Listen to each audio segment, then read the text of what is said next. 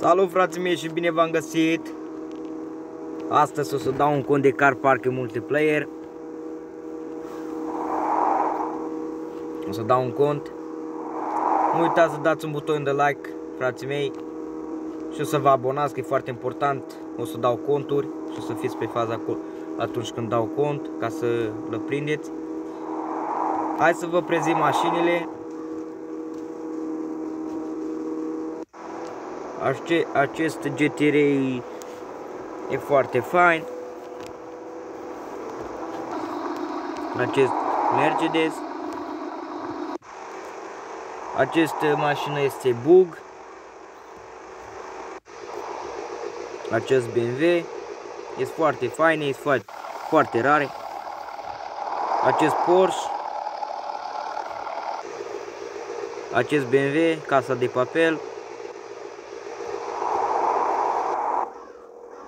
Această mașină chiar e ultima mașină, chiar nu știu cum să-i cheamă, dar e foarte faină.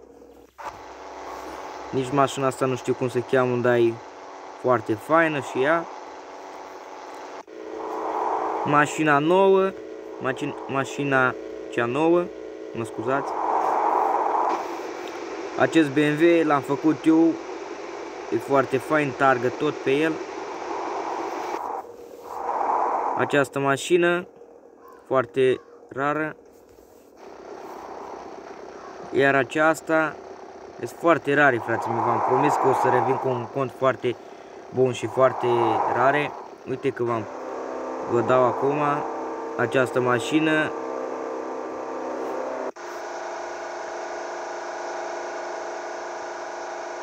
Această mașină.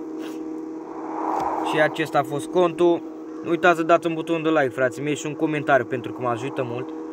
Și o abonare acolo ca să fiți pe fază. Hai să ajungem și noi la abonații mulți. Și hai să vă dau contul. Bun, hai să vă dau contul.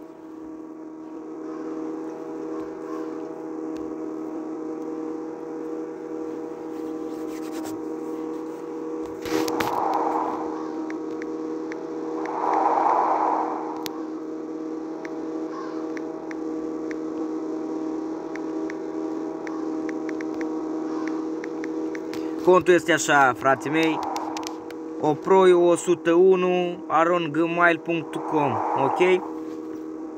Și parola este așa: mașini, frații mei, nu mașină, mașini rare.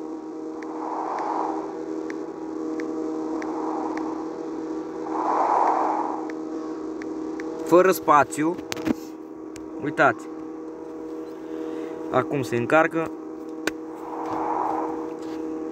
Dacă vă abonați, frații mei, și băgați niște like-uri acolo, o să revin și cu alt cont.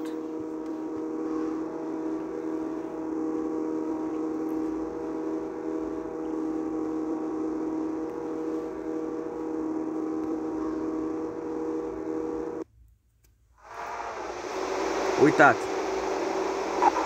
Acesta este contul.